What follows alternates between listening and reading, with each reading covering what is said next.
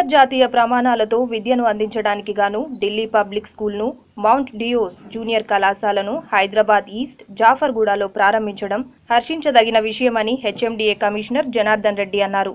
హైదరాబాద్లో ఓ హోటల్లో జరిగిన ప్రారంభోత్సవ కార్యక్రమంలో ఈస్ట్ హైదరాబాద్ వెబ్సైట్ను ప్రారంభించారు. ఈ సందర్భంగా ఆయన మాట్లాడుతూ నోవా విద్యా సంస్థలు మెరుగైన విద్యా ప్రమాణాలు పాటిస్తూ ఢిల్లీ పబ్లిక్ స్కూల్ శాఖను ఇక్కడ ప్రారంభించడం ఈ ప్రాంత ప్రజలకు చాలా ఉపయోగమన్నారు. So when I was in the district, every day wherever I toured, invariably I visit a school and within half an hour I will assemble the students, 500 or 1000, and then talk for half an hour, interact for 1 hour, and then I come back. Because when I was in 9th class, I happened to listen to a collector's speech, and on that day I wrote that I will also become a collector. అంతకు ముందు Hyderabad central university vice chancellor జ్యోతి ప్రజ్వలన చేసి లాంఛనంగా Delhi public school east Hyderabad శాఖను ప్రారంభించారు.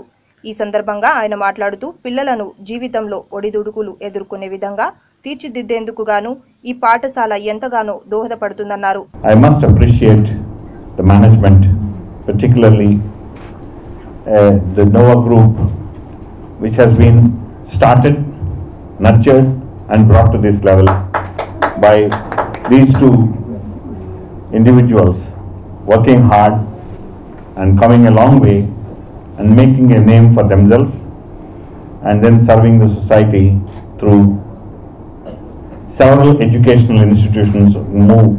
More than 30 different institutions they have started. Nova Group CEO Durga Prasad స్వాగతోపన్యాసం చేస్తూ Delhi public school east Hyderabad ప్రత్యేకతలు వివరించారు.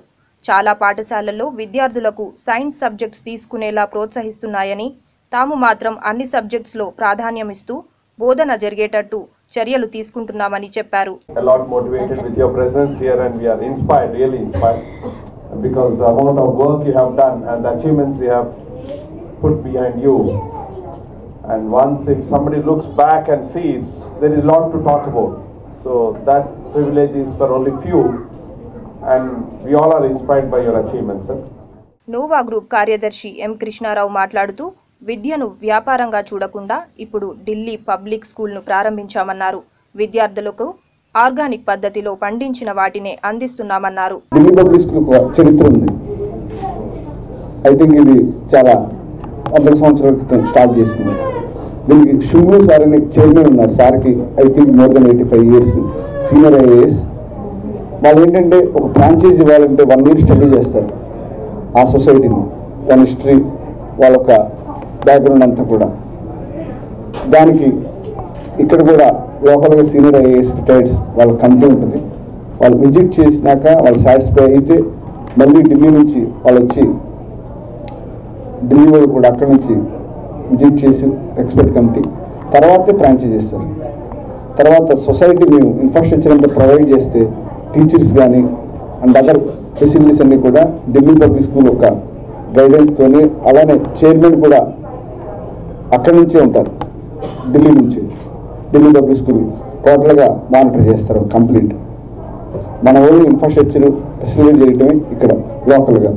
కాబట్టి మేనేజ్మెంట్ అంతా కూడా వాళ్ళ గైడెన్స్తో ఉంటుంది, కంప్లీట్ వాళ్ళ కంట్రోల్ ఉంటుంది. కాబట్టి పేరెంట్స్కి స్టూడెంట్స్కి మంచి స్కూల్ ప్రొవైడ్ చేయాలని నేను డాక్టర్ విజయనిర్మల గారు అనుకున్నప్పుడు.